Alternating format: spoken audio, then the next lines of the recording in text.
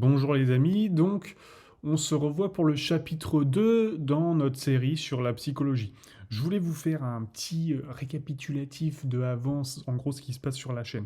Donc dites-vous, là les dernières vidéos que j'ai mis, voilà, j'étais plus parti sur un délire au départ, voix off avec une petite musique de fond, donc par exemple mettons celle-là. C'est la merde à la ferme du manoir. Jusqu'à ce qu'une nuit, un gros porc du nom de Sage l'Ancien fasse un rêve tripant. Ce porc se met... Voilà, j'étais plus parti sur un délire podcast, mais l'animation, oh là là, m'avait pris un temps de porc, pour le coup. Puis après, je suis parti sur un autre délire qui pouvait me faire gagner du temps. Tac. C'est là que, désespéré, Clovis s'est tourné non pas vers ses dieux païens, mais vers le dieu de sa femme, le dieu chrétien, le priant de l'aider. Ce faisant, la... Voilà, une voix off, et je me rends compte que la voix est vachement forte. Je sais pas si c'est parce que j'ai mis le son à fond. Mais bref, bon là ça a eu du succès, mais les autres, voilà, c'est moins de 500 vues, donc j'ai décidé de me remettre sur un autre format, peut-être plus convivial, où il y aura moins de cuts, peut-être aussi plus stimulant pour vous, donc qui consiste à écrire sur un tableau noir le cours. Donc psychologie épisode 2, toujours pour vous dire que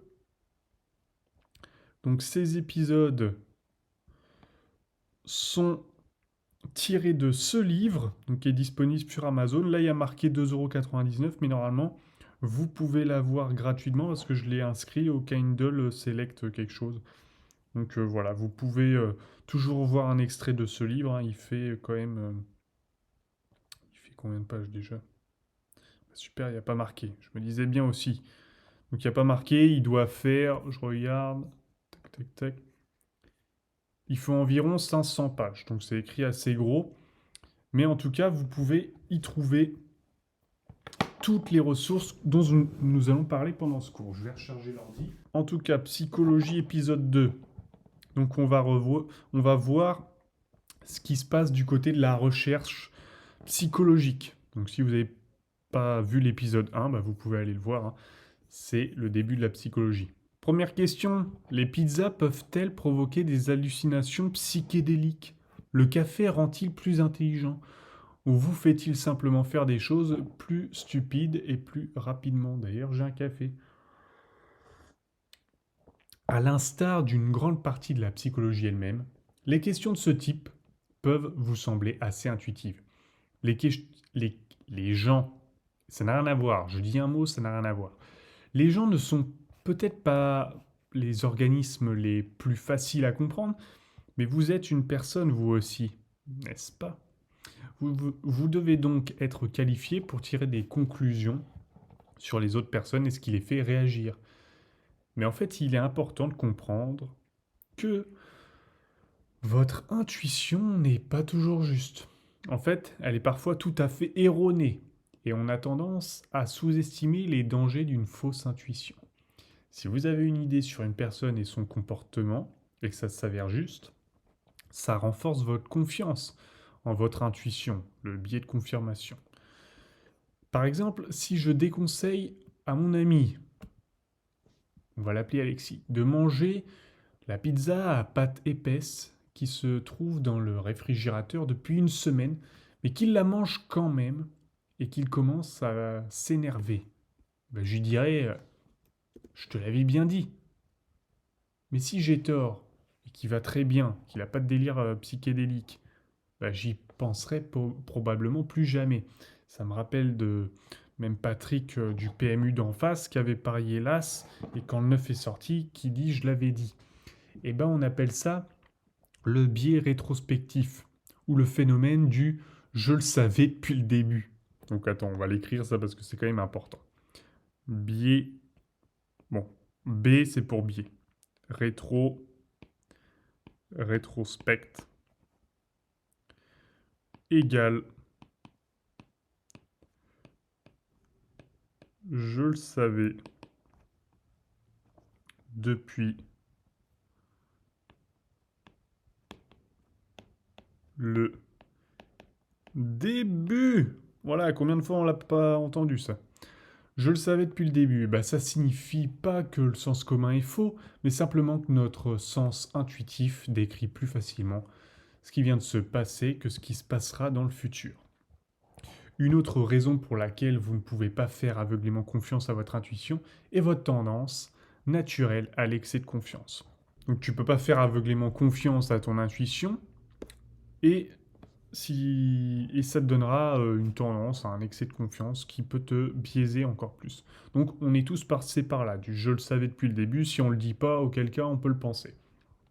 Donc on a également tendance à percevoir un ordre dans les événements aléatoires, du style les gens, ils adorent dire que ça, par exemple.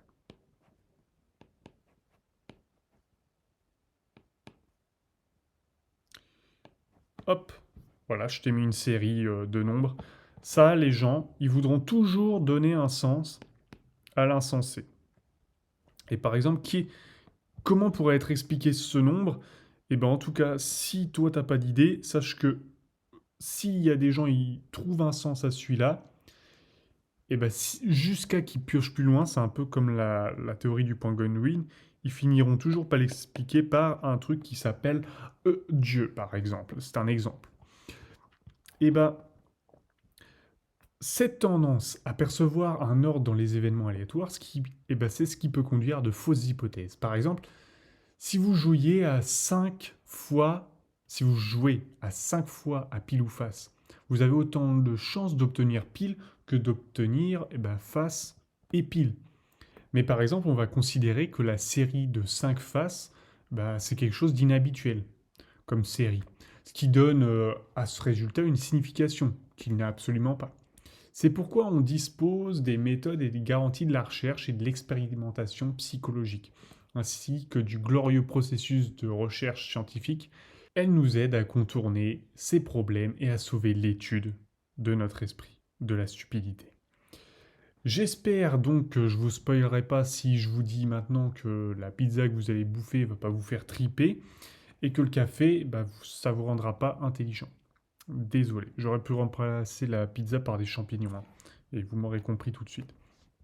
En général, la recherche psychologique n'est pas différente des autres disciplines scientifiques. La première étape, donc, consiste toujours à trouver le moyen de poser des questions générales sur votre sujet et de les transformer en propositions mesurables et testables. Donc, tac, numéro 1, question.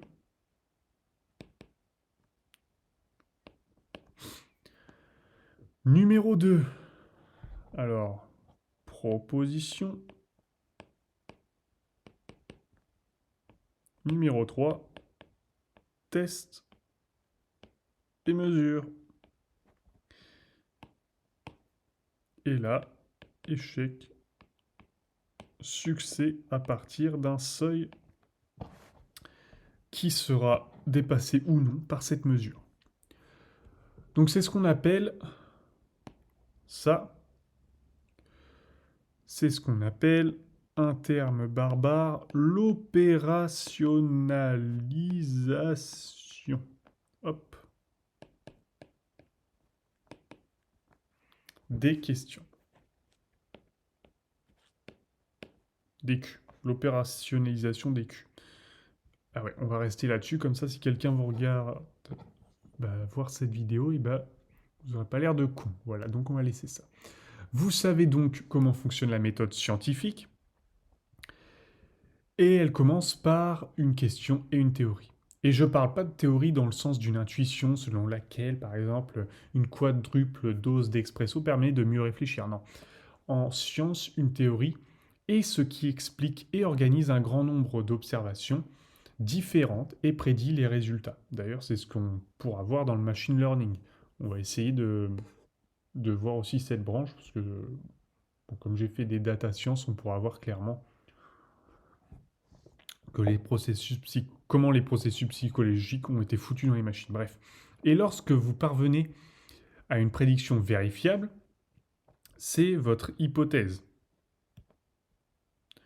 Donc théorie, hypothèse en place. Vous avez besoin d'un langage clair et commun pour en rendre compte. Ainsi par exemple, définir exactement ce que vous entendez par mieux penser avec votre hypothèse sur l'expresso. Ça permettra à d'autres chercheurs de reproduire l'expérience. Et la réplication est essentielle. Vous pouvez observer une personne adopter un certain comportement une fois, mais ça prouve pas grand-chose. Mais si vous obtenez des résultats constants, même en changeant de sujet ou de situation, vous êtes probablement sur la bonne voie. C'est le problème d'un type de recherche psychologique très répandu, les études de cas, qui examinent en profondeur un individu. Les études de cas, en fait, peuvent parfois induire en erreur. Alors, on va foutre études de cas là. Les études de cas peuvent induire en erreur. Car, de par leur nature, elles ne peuvent pas être reproduites et risquent donc de donner lieu à des généralisations abusives.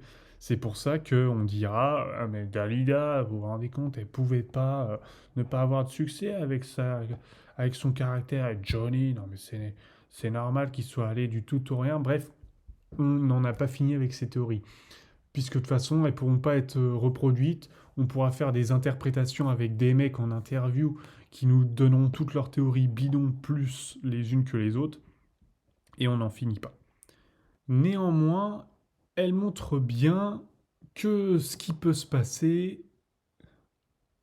Néanmoins, elles nous montrent bien ce qui peut se passer et permettent de formuler des questions pour des études plus approfondies et généralisables. En outre, elles sont souvent mémorables et constituent un excellent outil de narration, donc les documentaires utilisent facilement, et que les psychologues aussi pour observer et décrire le comportement. Par exemple, l'odeur du café pourrait rendre Victor soudainement anxieux et irritable. Ça signifie évidemment pas qu'elle a le même effet pour tout le monde. En fait, Victor a des souvenirs terribles associés à cette odeur. Donc son cas est assez rare, pauvre Victor, mais il faudrait encore examiner de nombreux autres cas pour déterminer de manière concluante cette théorie. Une autre méthode populaire de recherche en psychologie est l'observation naturaliste. Donc hop, on va le foutre en bleu pour le déteindre des autres. Tac, naturaliste. Voilà, ça, il suffit que j'écrive pour me perdre dans mon script. Tac, tac, tac. Donc ça consiste où les chercheurs se contentent d'observer le comportement d'un sujet dans son environnement naturel. Qu'il s'agisse de chimpanzés fouillant des fourmilières dans la jungle, d'enfants faisant le clown dans une salle de classe, des fêtes, ou des gars totalement bourrés qui hurlent lors des matchs de foot. L'idée est de laisser les sujets faire leur travail sans essayer de manipuler ou de contrôler la situation. En gros, il s'agit d'espionner les gens. Comme les études de cas, les observations naturalistes sont excellentes pour décrire le comportement, mais elles sont très limitées pour l'expliquer. Les chercheurs peuvent également recueillir des données comportementales à l'aide d'enquêtes ou d'entretiens, en demandant aux gens de faire part de leurs opinions et de leur comportement. Oh là là, je sens que ça va faire grincer. Et le chercheur en sexualité Alfred Kinsey, donc c'est pas Alfred McKinsey, a eu recours à cette technique. Donc, tac, Kinsey, ça s'écrit comme ça. Kinsey a eu recours à cette technique lorsqu'il a interrogé des milliers d'hommes et de femmes sur leur histoire de cul et a publié ses conclusions dans 2 textes révolutionnaires. Pour les plus vlislards d'entre vous, je vous l'écris.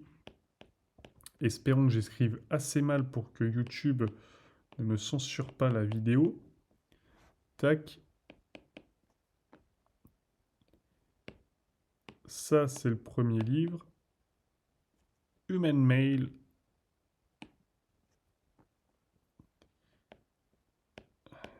Ils se font pas chier pour faire des titres longs. Hein. Ils font quand même des titres longs, ils n'avaient même pas pensé au SEO Amazon à l'époque. Donc les enquêtes sont un excellent moyen d'accéder aux attitudes et croyances conscientes des gens. Mais la manière de poser les questions peut s'avérer délicate. Des choix de mots subtils peuvent influencer les résultats. Par exemple, des mots plus forts comme interdire ou censurer peuvent susciter des réactions différentes que limiter ou ne pas se permettre. Typiquement, je sais pas, on dirait on va censurer les antivax et on ne va pas se permettre d'écouter les antivax. Bon, vous voyez que là, il y a chez certains d'entre vous, il y en a qui se sont irrités là quand j'ai dit ça. Mais pour ne pas se permettre un peu moins. Et bien la question croyez-vous aux extraterrestres par exemple est très différente de la question pensez-vous qu'il existe une vie intelligente quelque part dans l'univers. Dans la première, on croit que le sujet peut supposer que vous parlez d'extraterrestres qui visitent la Terre, font des cercles dans les cultures, enlèvent des gens et leur donnent des coups de poing. Et si la façon dont vous formulez les questions est importante, et bien la personne à qui vous posez la question l'est tout autant. À savoir, si vous savez de quelle opinion elle est, il faudra adapter votre question. Si vous voulez être dans la manipulation, on va dire. Je pourrais demander à une salle pleine d'étudiants d'un club pacifiste ce qu'ils pensent du contrôle des armes, mais les résultats ne seraient pas une mesure représentative de la position de tous les étudiants. Parce qu'il y a un biais d'échantillonnage ici assez clair. Ce serait comme demander dans un meeting de Mélenchon quel sera le prochain président.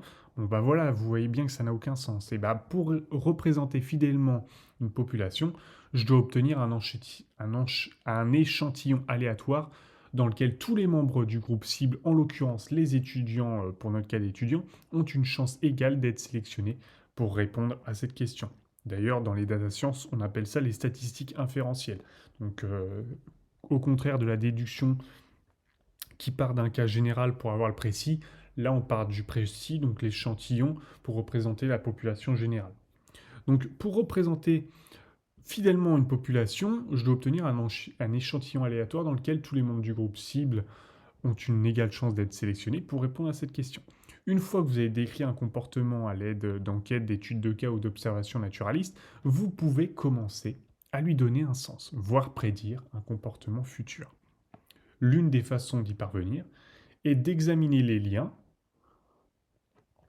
entre un trait ou un comportement et un autre, ou leur corrélation. Revenons à notre ami Alexis, qui semble penser que son réfrigérateur est en fait une sorte de machine à remonter le temps, capable de conserver les aliments indéfiniment, et donc que ce ne sera pas pourri et dégueulasse. Disons que Alexis vient d'engloutir un déjeuner composé de restes douteux d'une pizza qui pourrait bien avoir été contaminée par un champignon. Mais comme il a faim et qu'il est paresseux, il l'a arrosé d'un peu de piment. Soudain, il commence à voir des choses et des tatous verts, donc tu sais les trucs rétractables au Brésil, des animaux rétractables, avec des rayons laser. Donc de la même façon que dans les Gardiens de la Galaxie, avec le petit raton laveur. Et bon, on peut en déduire que manger des champignons inconnus prédit des hallucinations. C'est une corrélation, mais corrélation n'est pas causalité. Ça, c'est important à retenir. Corrélation, causalité. Je donne un exemple. Imaginons qu'il y a une crise économique et que la France gagne la Coupe du Monde. C'est pas parce que la France gagne la Coupe du Monde qu'il y aura une crise économique. La corrélation, c'est que la France gagne la Coupe du Monde. Attends. Tac. FR gagne la Coupe du Monde. Crise éco, ça arrive en même temps, mais c'est pas la France qui gagne la Coupe du Monde au foot qui a causé la crise économique. Donc, oui, c'est logique que l'ingestion de champignons douteux provoque des hallucinations, mais il est possible que Alexis ait déjà été au bord d'un épisode psychotique et que ses restes flous aient été en fait bénins. Il est également possible qu'un facteur totalement différent soit en cause, comme le fait qu'il n'ait pas dormi depuis 72 heures par exemple, ce qui est un petit détail qu'on aura omis, et qu'il ait une migraine intense, et que l'un de ces facteurs soit à l'origine de ses hallucinations. On pourrait aussi supposer qu'il a des allergies qu'on ne connaît pas, et que lui peut-être aussi ne connaît pas. Il est tentant de tirer des conclusions à partir de corrélations, comme l'exemple que je t'ai donné sur la Coupe du Monde là, mais il est très important de se rappeler que les corrélations prédisent la possibilité de relations de cause à effet. Donc causalité, c'est cause à effet, grosso modo. Oh là là, c'est mal écrit. Tac. Cause à effet. En l'écrivant, je me suis dit que j'allais le raccourcir comme ça, mais ça, ouais, ça nous fera penser encore à des impôts. Elles ne peuvent pas les prouver, donc ces relations de cause à effet. Nous avons donc parlé de la manière de décrire le comportement sans le manipuler, de la manière d'établir des liens et des prédictions à partir de ces résultats, mais ça suffit pas. Pour vraiment aller au fond des comportements de cause à effet, il va falloir commencer à expérimenter. Donc ça, pour le vérifier, il faut expérimenter. Les expériences permettent aux chercheurs d'isoler différents effets en manipulant une variable indépendante. Ah, ça commence à parler dans le système des data science. Donc alors attends. Hop, VI pour isoler, comment on peut dire, ouais, une cause. Isoler une cause, en mettre deux en relation. Mettons qu'il y ait, mettons qu'il y ait deux variables indépendantes pour avoir un effet. Si les deux variables sont testées singulièrement et qu'elles n'ont aucun effet, en fait, on comprend que c'est leur combinaison qui amène cet effet. Ça signifie qu'ils ont besoin, ces chercheurs, d'au moins deux groupes, G exp manipulé et G contrôlé, pas manipulé. D'ailleurs, j'écris sur tableau noir, dites-moi si à votre avis ce serait mieux sur tableau blanc. Je pense pas, parce que sinon après l'éclairage vous sonne la gueule, mais dites-moi vos retours en commentaire. Donc tout d'abord, comme les enquêtes utilisent des échantillons aléatoires, les chercheurs expérimentaux doivent répartir les participants au hasard dans chaque groupe afin de minimiser les variables confusionnelles potentielles, c'est-à-dire les facteurs extérieurs susceptibles de fausser les résultats. Comme je sais pas, le fait de se faire embarquer par un comportement social, tu vois, que tout le monde lève la main et toi tu lèves la main pour aucune raison, par exemple, tu vois. Eh ben, vous ne voulez pas que tous les adolescents grincheux, par exemple, fassent partie d'un groupe et que tous les riches surfeurs japonais fassent partie de l'autre. Ça va biaiser. Ils doivent en fait se mélanger. Parfois, l'un des groupes ou les deux ne sont pas informés de ce qui est réellement testé. Par exemple, les chercheurs peuvent tester la façon dont les substances affectent les gens en comparant leurs effets à ceux de placebo. Donc placebo, c'est quand il se passe rien, mais on te fait croire qu'il se passe un truc. Par exemple, on te donne un médicament pour le guérir, toi tu crois que ça va te guérir, mais en fait, il n'y a rien dedans. Ou substance inerte. Souvent, les chercheurs eux-mêmes ne savent pas quel est le groupe expérimental et quel est le groupe témoin, afin de ne pas influencer eux aussi leurs résultats par leur biais tout simplement cognitif et par leur comportement. Dans ce cas, on parle, comme vous l'aurez deviné, d'une procédure en double aveugle. Mettons donc ces idées en pratique dans notre petite expérience. Comme tout bon travail, il commence par une question, donc on l'a vu. L'autre jour, mon ami Vincent et moi étions en train de débattre.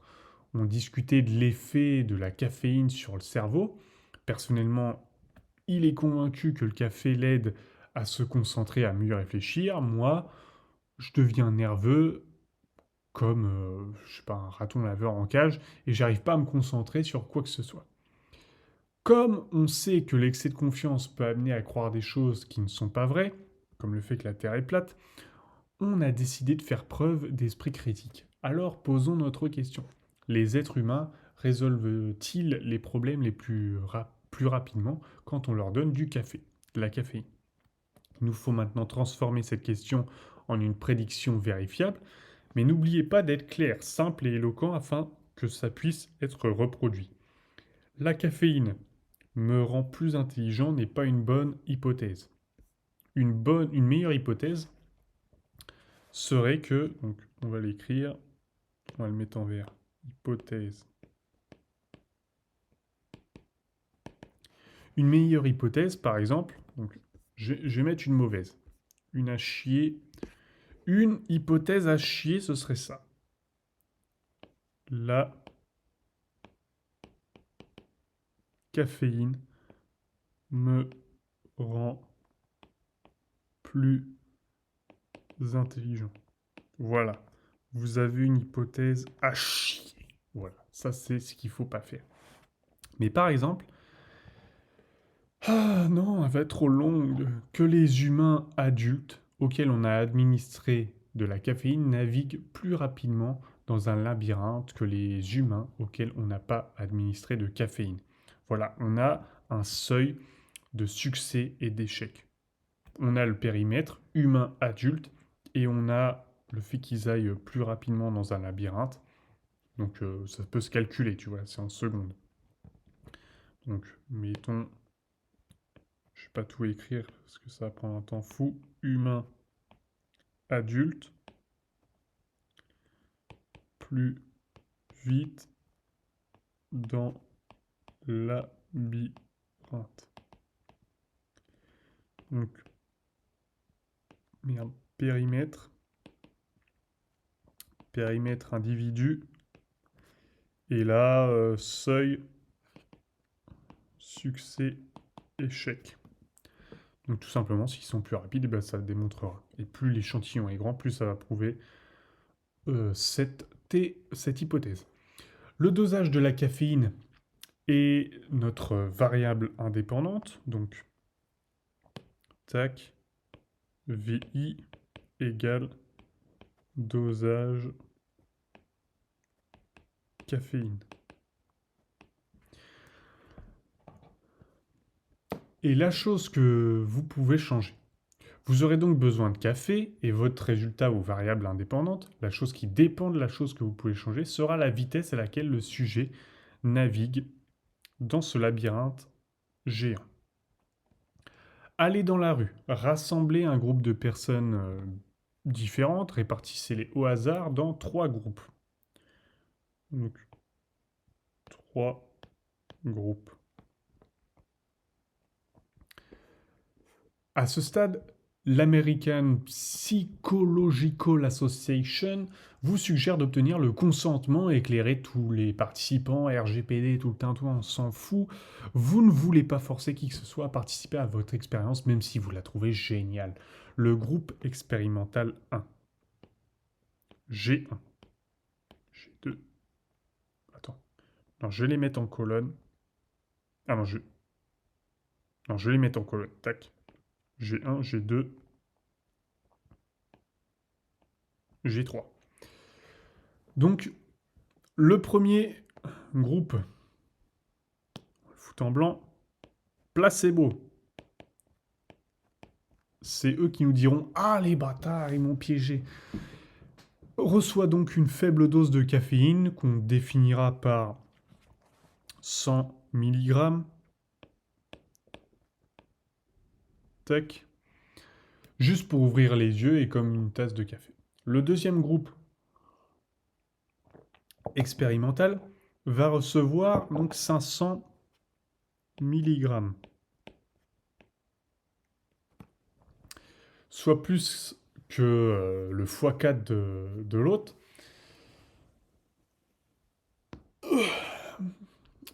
Et une fois que tous les participants ont reçu leur dose, ils sont lâchés dans le labyrinthe et on attend à l'autre bout avec un chronomètre.